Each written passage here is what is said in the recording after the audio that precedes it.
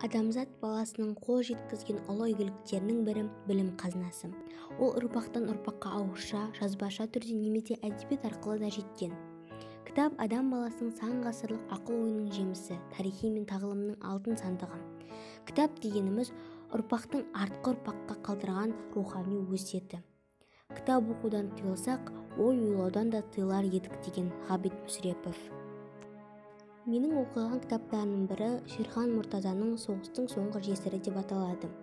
Шерхан Мұртаза 1932 жылы 28 қыркүйекте Жамбыл облысы Жуалы ауданы Талапты ауылында туылған. Жазушы, қоғам қайраткері, Қазақстан Республикасының еңбек сіңірген мәдениет қызметкері, Қазақстанның халық жазушысы болып табылады.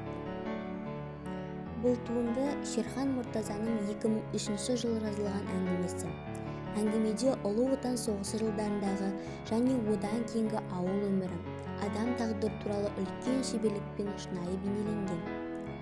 Бұл әңгімеде Ұлы Отан соғысы кезіндегі көптеген жанұялардың азап шеккені, қорлық көргені туралы жазылған. Әңгімеде жат жерде қалған жауынгерлерді эшелонға тиеп, батыс жақ қалып кетуінен басталған еді. Осылай 69 жыл өтіп шығады. 69 жыл аз уақыт емес, бірақ шеккен зардап, көрген қорлық ұмытылғанымен жүрек сыздатқан мың көкірекке шегедей қадалған болған. Осы қайғылы жылдары күйеулерін қан майданға шығарып салып тұрып, оларды соңғы рет көріп тұрған білмеген, көңіліндегі үрейді үмітке айналдырған әжелеріміз, соғыс жесірлері болған.